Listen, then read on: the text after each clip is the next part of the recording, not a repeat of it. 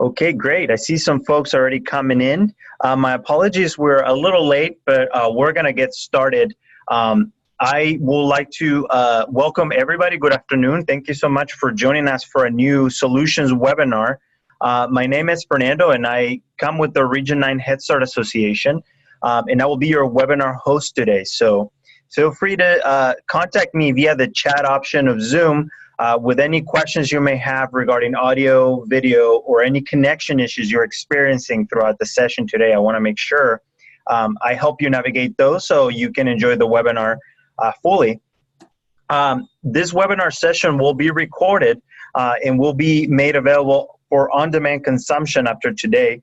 And you will find a copy of the recording up on our website, which is www.region9hsa.org. We encourage your participation, so feel free to send us your questions via the Q&A or chat options of Zoom. And of course, if time permits at the end, we'll allow the last 5 minutes or so for any questions, any lingering discussions, and we'll address them then. Now, without further ado, it is my pleasure to introduce our topic for today, the Program for Infant Toddler Care Hybrid Trainers Institute. And our presenter today will be Elizabeth Crocker. And I thank you again for your time, and take it away, Elizabeth. Hi, so I just want to welcome everyone and thank you for being part of this webinar today. And I just want to share a bit about PITC services with a focus on our new Hybrid Trainer Institute. So I'm sure some of you may be familiar with our old institute model where people came for 2 weeks and then they came for 2 full weeks a year, and after each week wrote or did not write 2 14-page certification papers. And what we learned from doing that over the years is that having a lovely time of coming together with very engaging faculty and participants, and then sending people off with no contact with the expectation that they're going to write huge papers did not produce many certified trainers, and it wasn't really meeting the needs of our early care and education community. So in an effort to move in a direction that's more useful and relevant for the field, we developed a hybrid model in partnership with the California Department of Education with their support. So the hybrid model is, so we're transitioning, we're enrolling now for the first year of the hybrid model. And the new institute features a blend of engaging in-person and online experiences with a learning community committed to quality infant care with positive outcomes for children, teachers, families, and programs. So the way the new institute works is that we come together for 4 days in January, and we do we do module 4, for those of you who are familiar with Program for Infant Toddler Care. That is our culture module, and we feel that that is really best delivered in person. And because you really need to do that in relationship and see each other's, see the other participants, because it's more than content. It's how we feel and how we connect with each other. So we will deliver that module in person and an introduction to all the other modules and the certification process in the 4-day opening in January up here in Berkeley. Then we will have, then we will move into the 22-week online part of the program, where we are working in relationship with the participants to help them move through the certification process. So the certification now, rather than being writing large papers on your own, you're going to be working on certification activities that are integrated into the Institute modules and directly connected to the work. And when I say modules, modules are the chunks of curriculum that PITC offers. And with each curriculum topic, we also work on adult learning principles and strategies to make sure that the work is delivered in a way that is co-constructs learning with teachers and home visitors and family childcare, so that the learning really lives with those who will be serving the infants and toddlers. And part of the benefit of the new certification process, besides the fact that it's really built in to the program as opposed to being separate, is that it brings immediate benefit to the programs as their staff move through the modules in full certification. So it used to be that programs would send someone for PITC certification, and it might take 9 months or a year to finish, and that's when the work began. But in this new method, what we're doing is people are connecting the work directly to their own work so that you see the benefit right away. So as we move through each week, people will make an outline for a training that's really relevant to their current work, and they can begin working either training or coaching staff immediately. So you don't need to wait for the entire program to finish to feel the benefits at the site. The certification process provides the opportunity to practice the skills of inquiry, adult learning, and content through real-world application opportunities to enhance and practice in a relationship-based context. And so we're really focusing here on how we learn and the dispositions needed to provide high-quality infant care. And we want to model that for the, as we would like people who are trainers for us to really be able to model that to teachers in a way that's very authentic. So in our training, when we are relationship-based, when we're working on learning by discovery, co-constructing learning, and really paying attention to the people who are in front of us and adapting to them as we go through a training or a coaching session, that really it shows them how we hope they will present themselves to families and young children. So, and then certified trainers become part of a community of learners. That's another benefit of our program, with access to updated PITC training materials to ensure sustainable gains and alignment to current research and practice.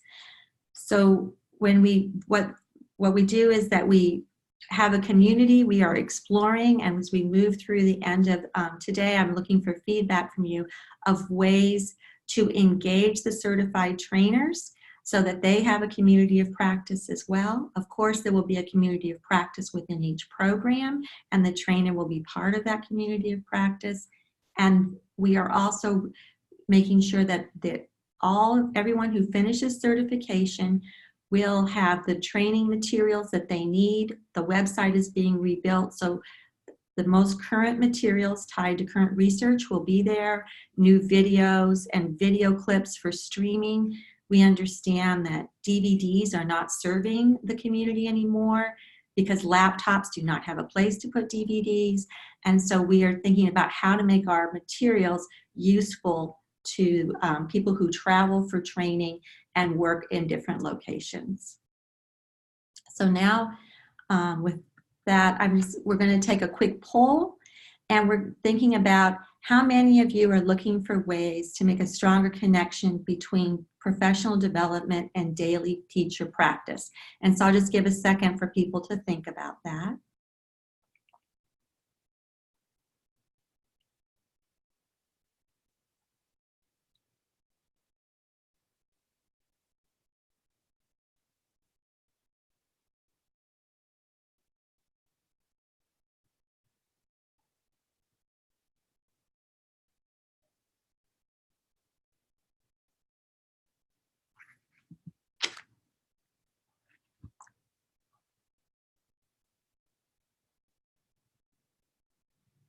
Okay. And next we're going to think about how that looks, because it looks different in different places.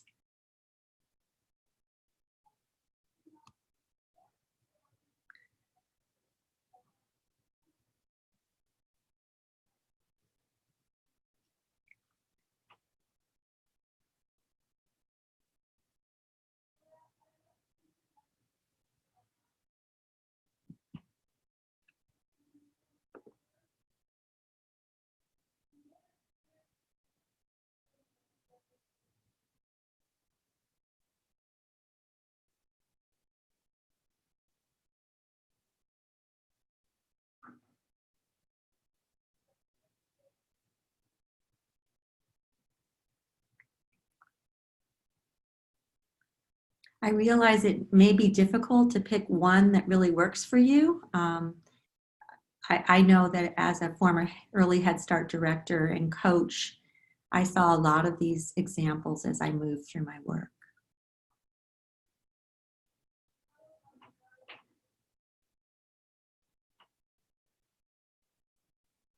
Okay. So the first one, which is often true, is that teachers and home visitors often do receive the same messages from external coaches and trainers and program leadership.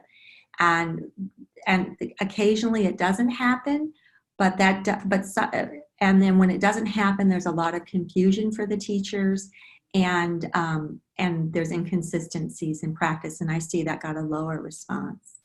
One that I've experienced a lot is teachers and home visitors receive the same information from external coaches and trainers and supervisors, but perceive the message to be inconsistent.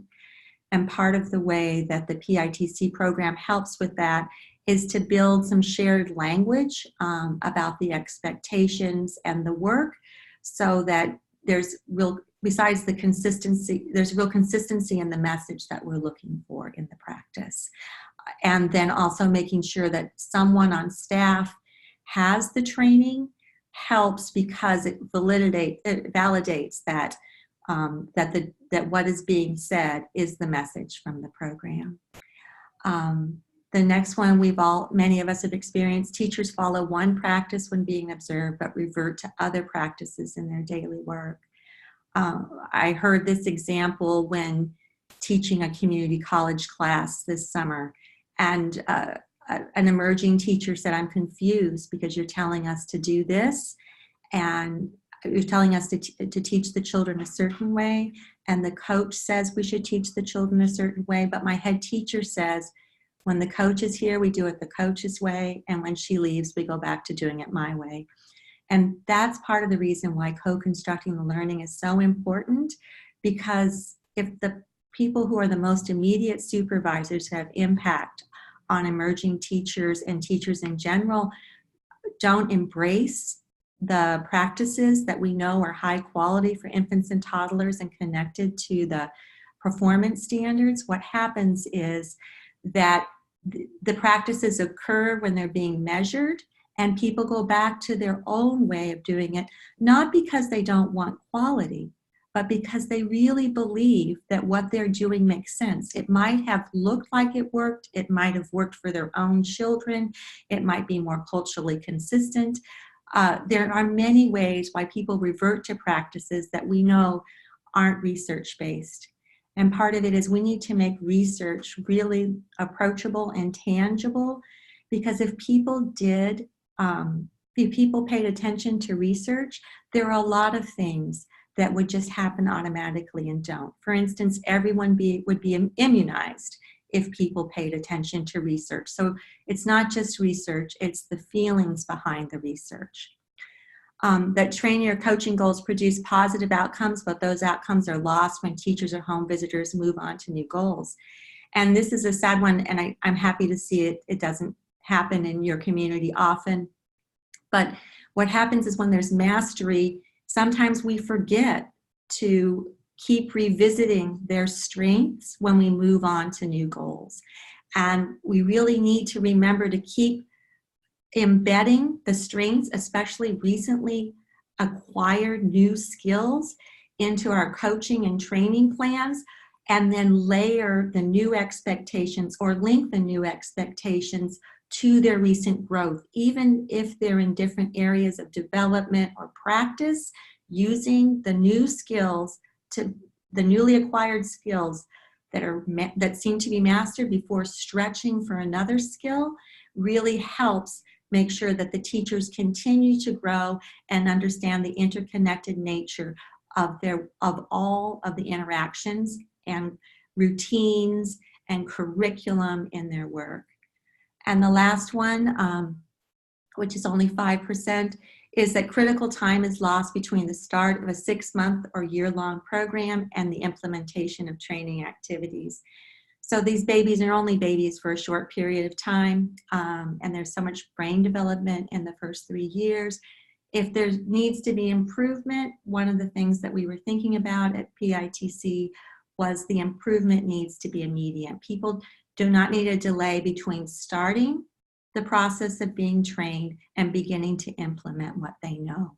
So that's the attempt, so that we can get things going right away and in practice right away, which will also serve the trainer, because if they start using the materials right away, they will come more naturally to them. I'm so sorry, I've lost my cursor. So the next one is to think about, I've said some examples I've known from my experience. My experience is only my experience. And I've listened to many people to gather different information, and I'd love to learn from you what contributes to the alignment of your training and coaching efforts who support teachers, home visitors, or family childcare practice.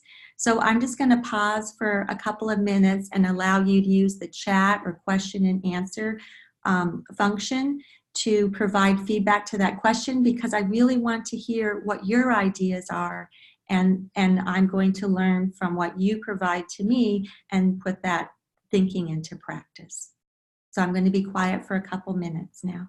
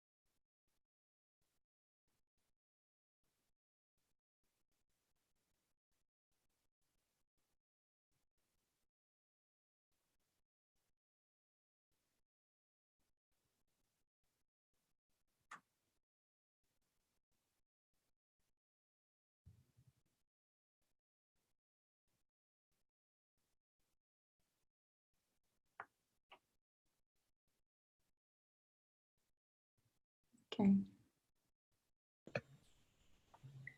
So the goal of PITC is to help infant toddler providers recognize and implement crucially important relationship-based practices, and to design care environments that are responsive to infants, toddlers, and their families.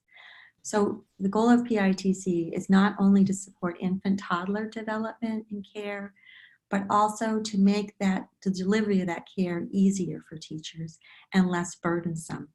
And when teachers understand about how we watch an infant, we think about what's the infant saying to us, we respond to that infant, we look at how the child reacts to our response, we adapt, we change, and we continue that relationship.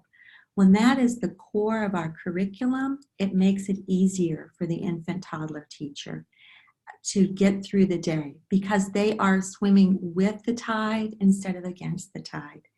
And helping teachers understand how they can do that within their curriculum. A lot of times you'll hear that teachers say, I can't do this curriculum, it's too directive.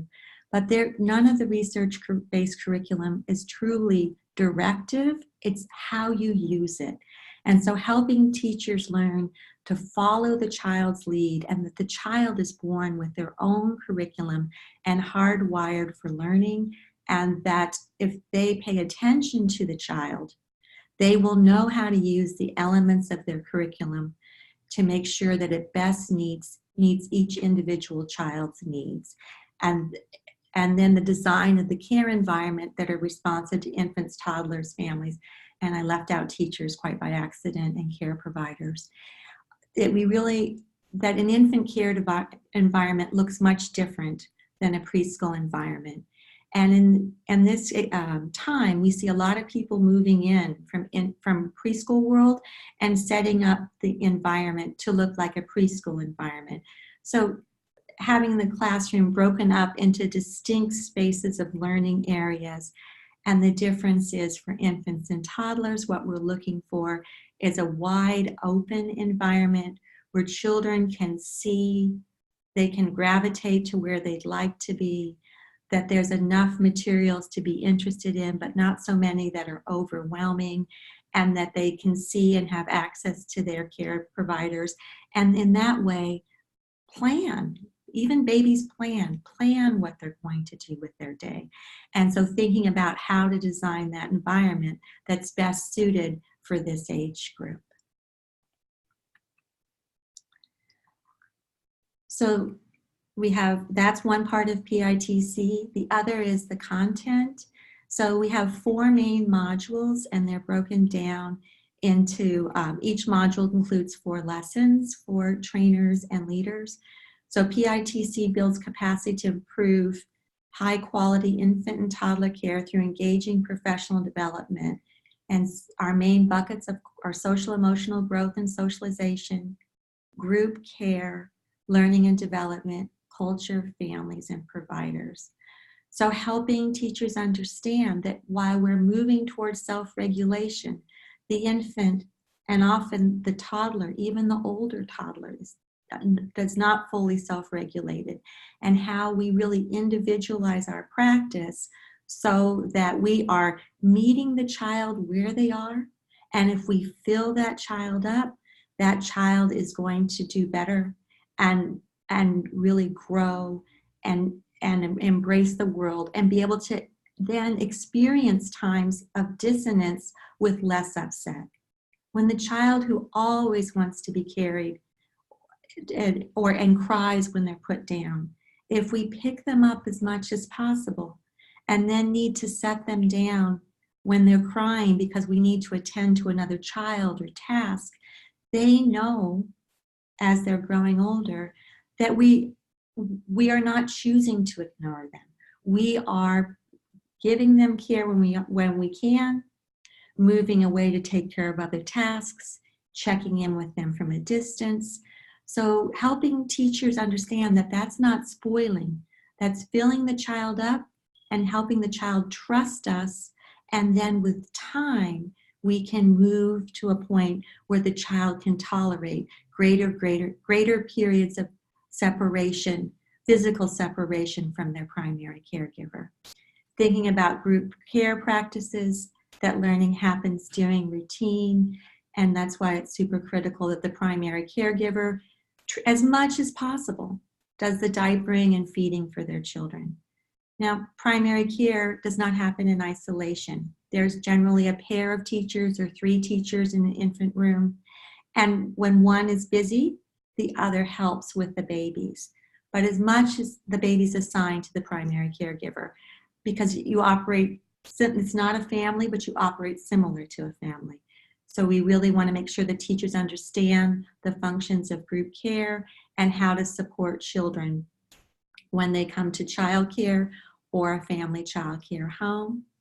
And learning and development, what are developmentally appropriate expectations? How do we support the youngest learners in their learning, and helping distinguish the difference between learning and development from birth to 3 that solidly prepares a child for preschool, as opposed to trying to do mini preschool to prepare that child for preschool. Most important, culture, family, and providers. We have to have continuity of care between the family and the providers, having conversations with families. They may have different ideas about how they want their child cared for or to learn, and to really listen to that family with openness and to hear what they're saying without trying to come up with an answer right away.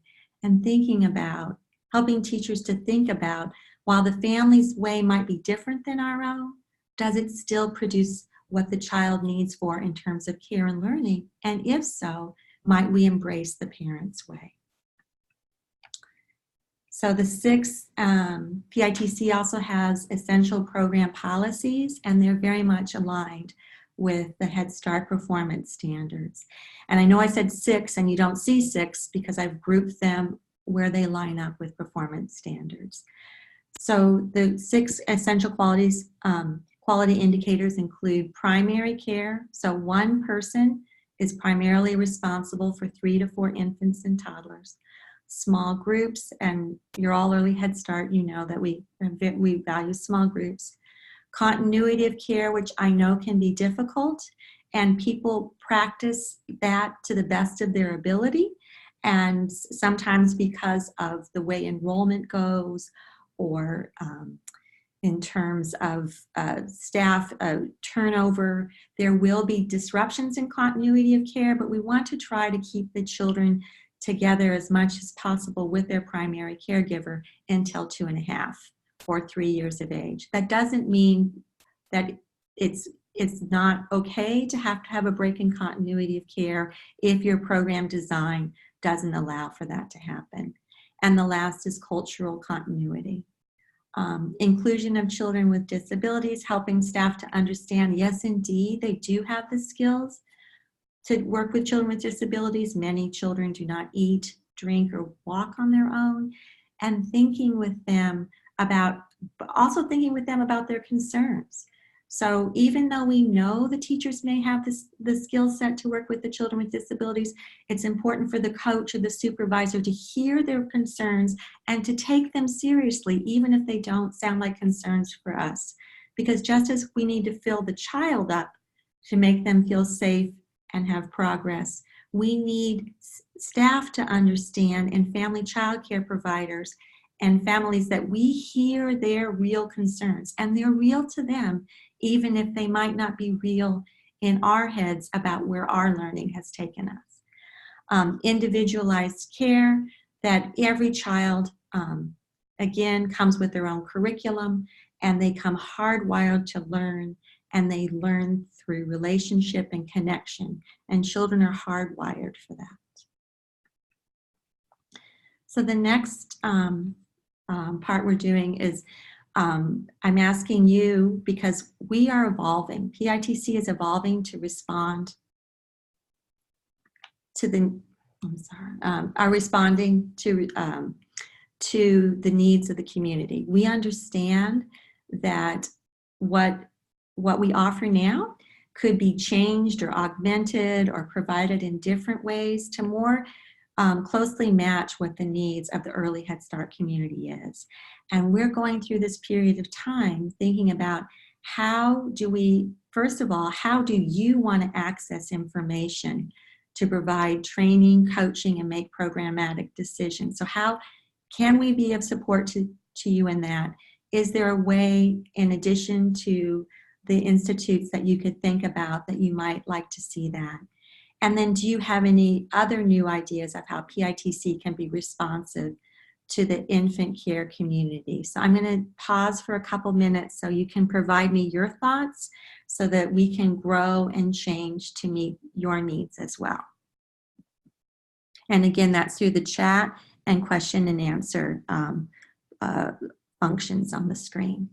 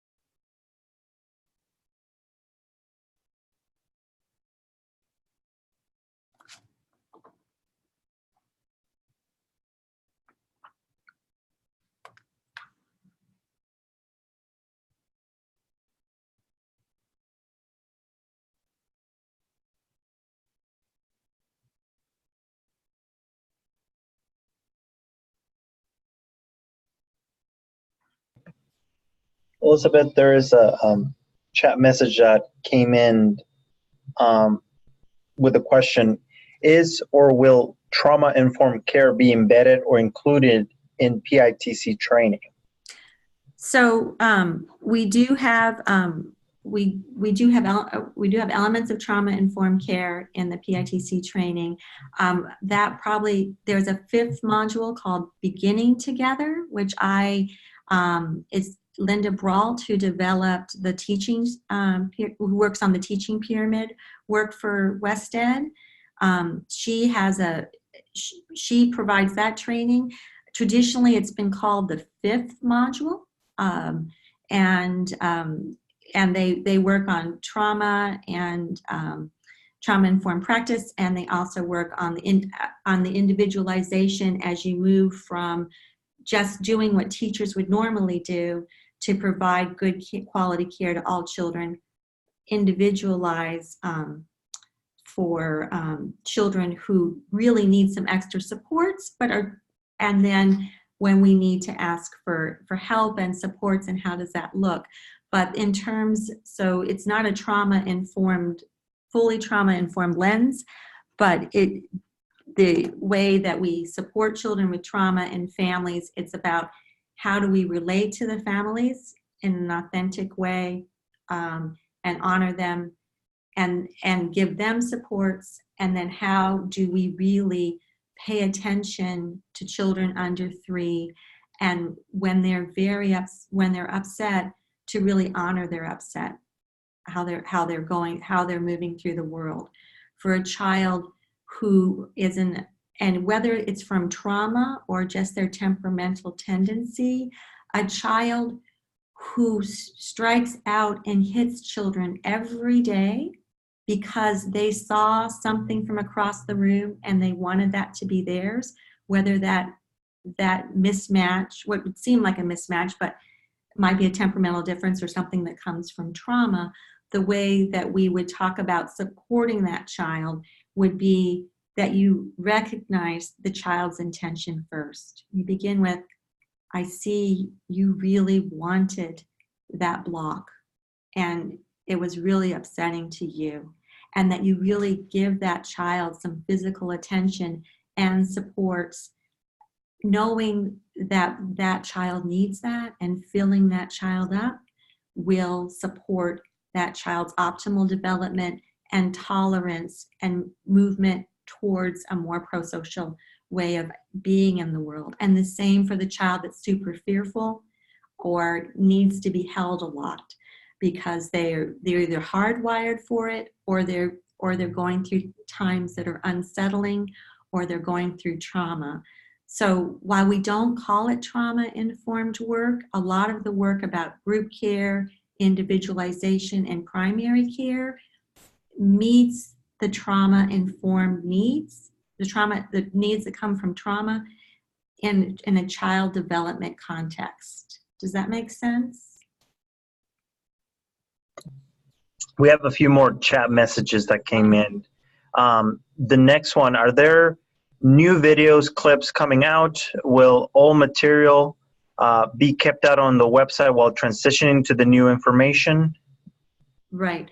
So the next thing we're going to do is we're going to start talking about research, and I'm going to show you a clip from one of 8 on our new temperament tendencies module. So PITC lives within WestEd, and WestEd is a research and training institution for continuity of care from birth till the first 2 years of college. And there's a big emphasis on research and remaining current. We were funded through CDE to produce these videos. We're looking for other ways to update our materials. So what's going to happen is I was going to do it later, but I'll just explain now. We're updating our website, and we're going to have a public-facing part of the website where families might look for something, and there might be something that works for families, or how to find your resource and referral agency. There would be something for infant care providers to give them an idea of what we do, and something to try out in their program. Then there'll be a gated section for people who have been trained, gone through the training with us. And in that section will be all the PowerPoints and a way to link to a video streaming service so that people can access the newest materials. Until everything is refreshed, we will carry over the older materials. But in January, beginning with temperament and some of the other areas, there will be new videos and also new materials.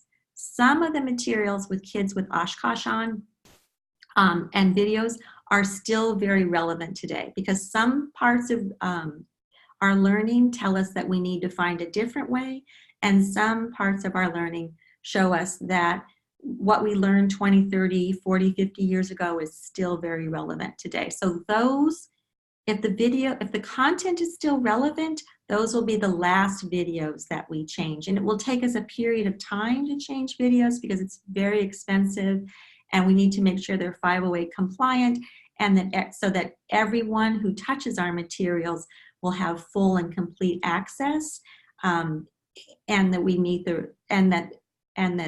programs that get federal and state money can use them as well, and also colleges. So I don't know if that answers the question fully. Okay, and there was one more, I believe. A way PITC can give access to information is through websites, newsletters, and trainings. New ways that PITC can be responsive to infant care in the communities to collaborate with nurses and medical professionals to offer coaching and training to new parents with infants. Okay. Well, thank you. And then one last question. Do I enroll for that after the hybrid training, or is it a simultaneous training? Which training? Let me go back to her earlier question. The question is or will trauma-informed care be embedded or included in PITC training?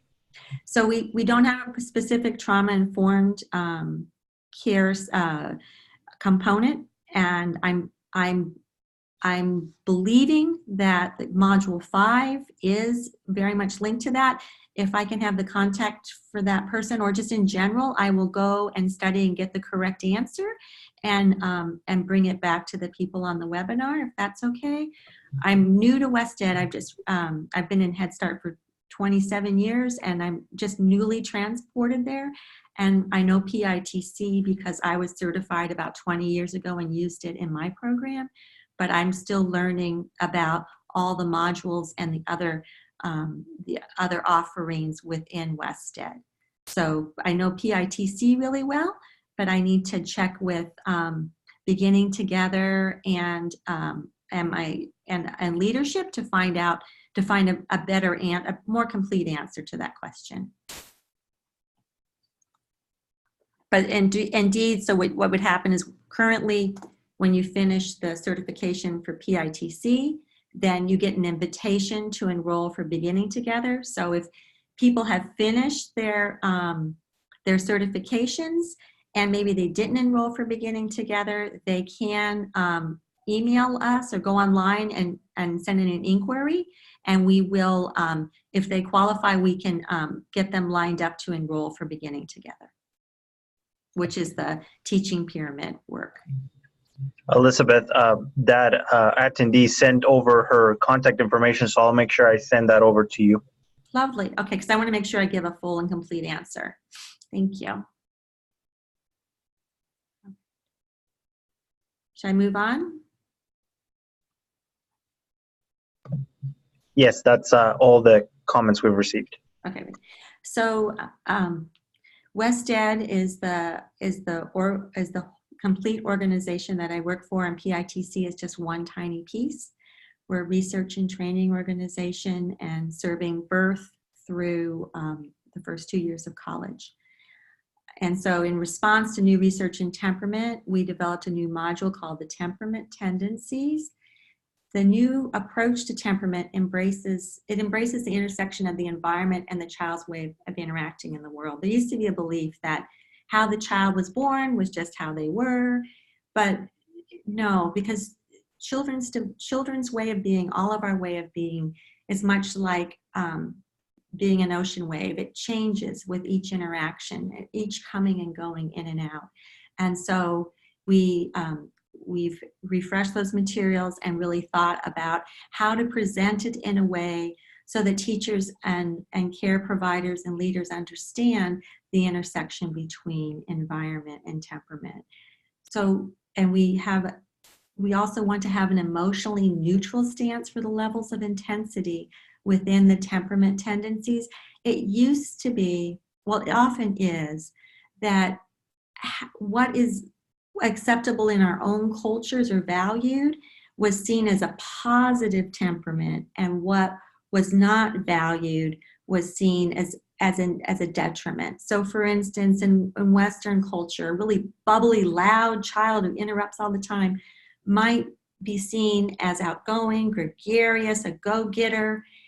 And in other cultures, that child might be seen as not being able to contain themselves and needing correction because they're not paying attention to the needs of the group, they're paying attention to their needs.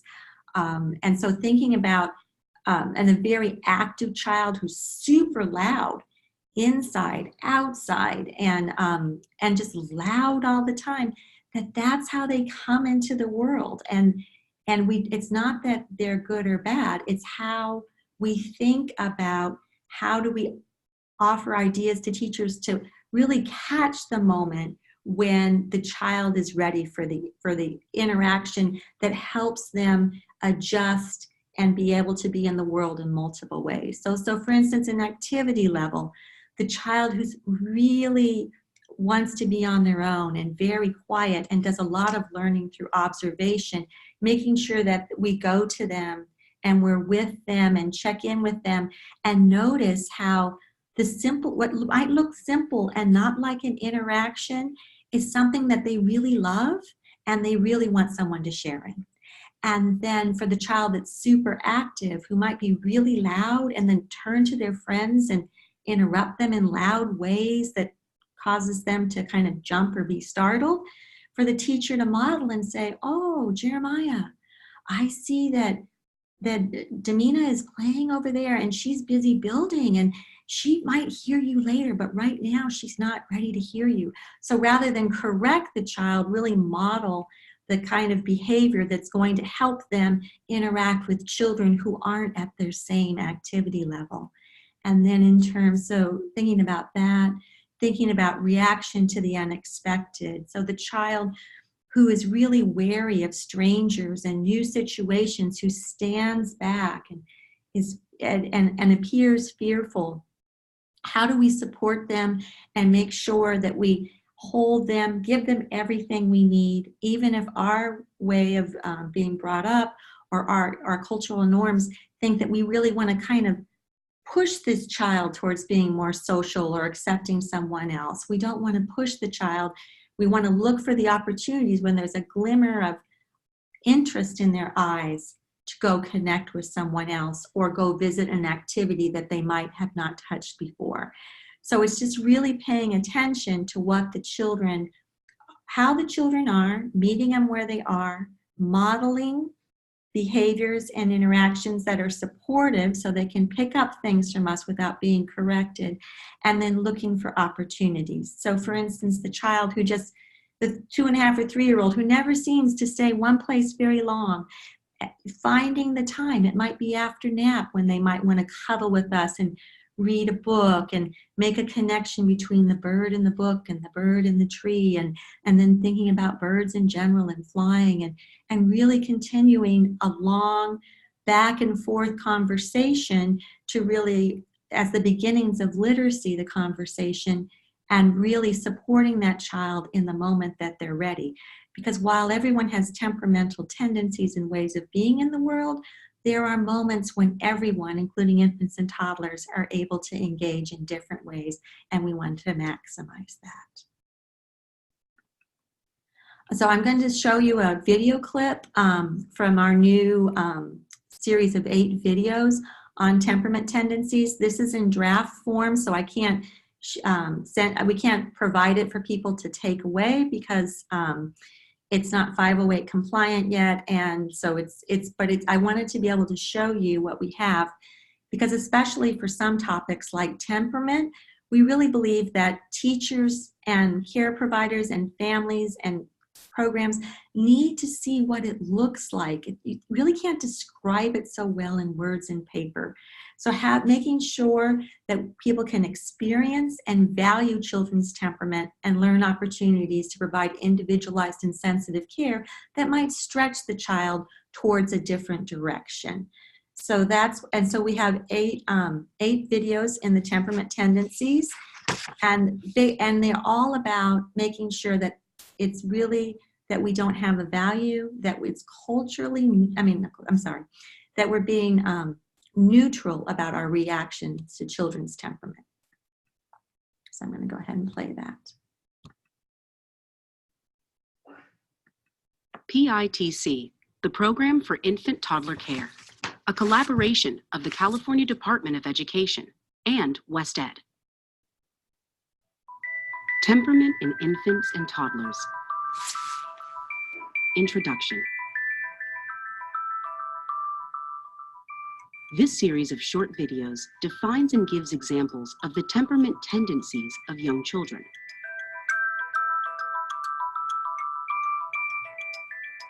These tendencies develop early and contribute greatly to the unique way each child relates to the world.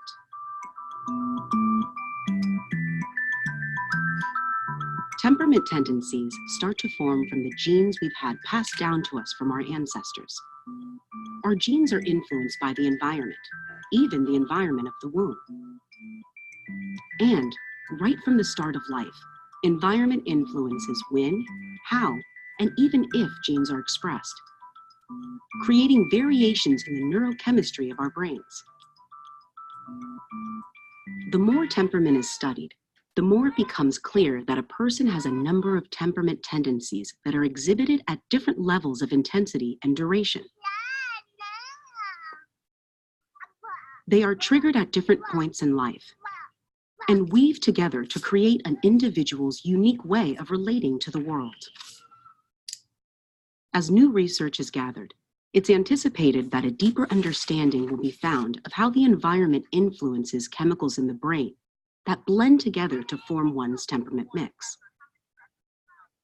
This series looks at high and low levels of 5 major temperament tendencies in infants and toddlers. Here are examples of the high ends of each of these tendencies. Activity level. Periods of energetic body movements and quick or loud speech. I'm in here, Rachel. Reaction to the unexpected. Experiencing unfamiliar people and situations with wariness and caution. Attention and regulation. Keeping attention on things and not being easily distracted.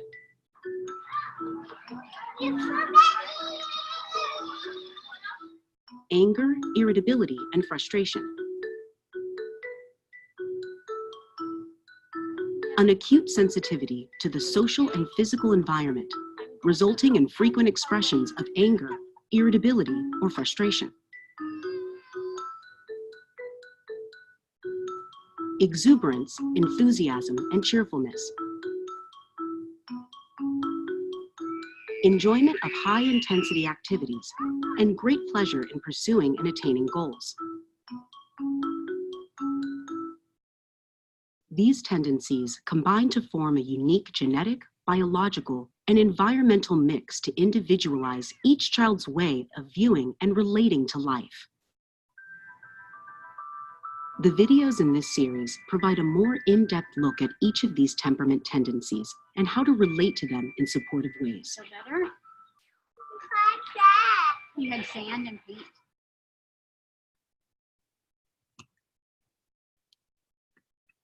PITC, the Program for Infant Toddler Care, a collaboration of the California Department of Education and West Ed.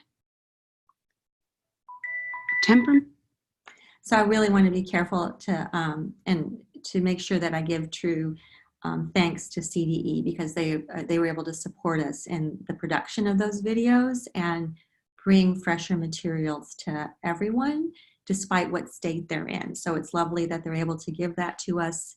And we are working with CDE right now on a joint licensing agreement to make sure that it's easier and more fluid in terms of getting materials that you need that are aligned between California Department of Education, excuse me for using an acronym, and WestEd.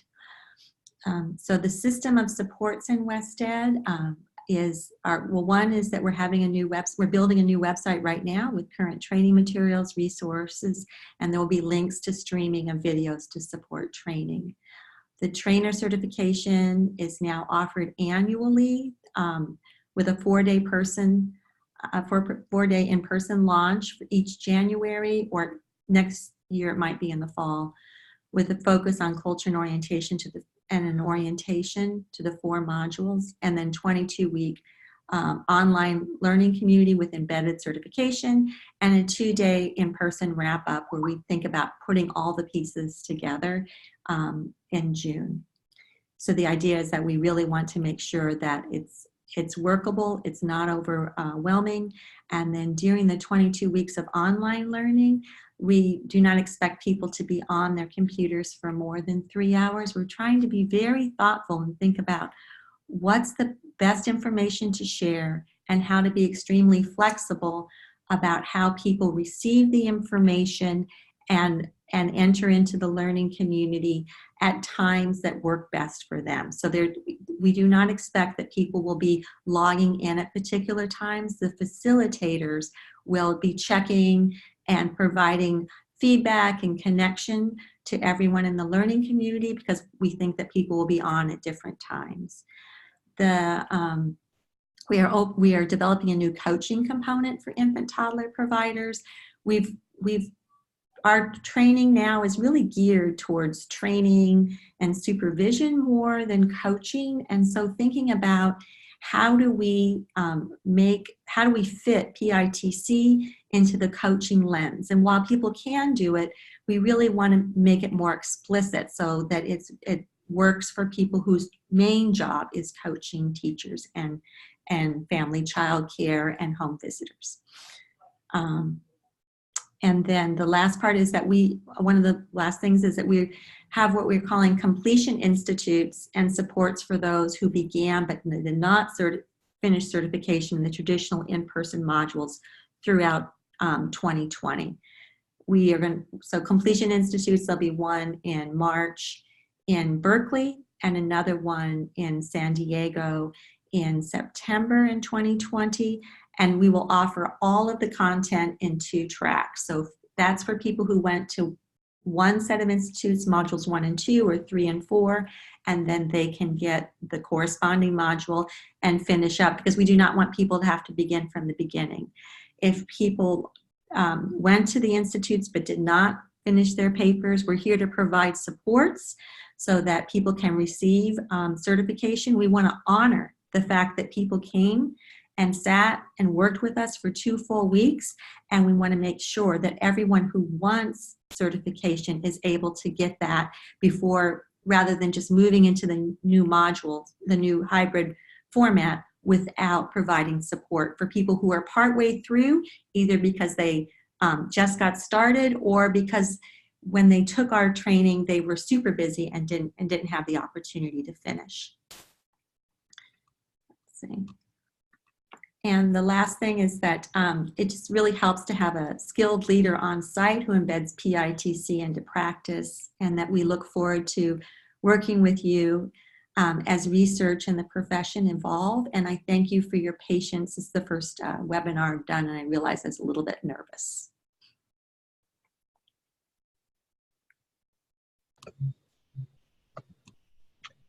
Thank you, Elizabeth, for the wonderful presentation.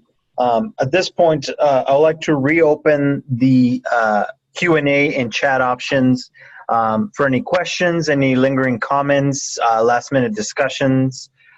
Feel free to send us a message send us a comment. I see a chat message comes in. Just thanking you, Elizabeth, for the presentation. We have another question. Can we have the handouts? They're asking for presentation materials. Would we be able to share the PowerPoint in a PDF form to them, Elizabeth? Yes, we can share the PowerPoint. Unfortunately, I cannot share the video because it's in draft form and I'm not authorized to release it. Great.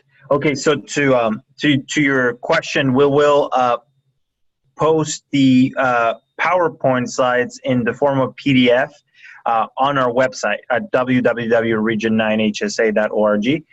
You will find a copy of the PowerPoint in PDF form up on our website.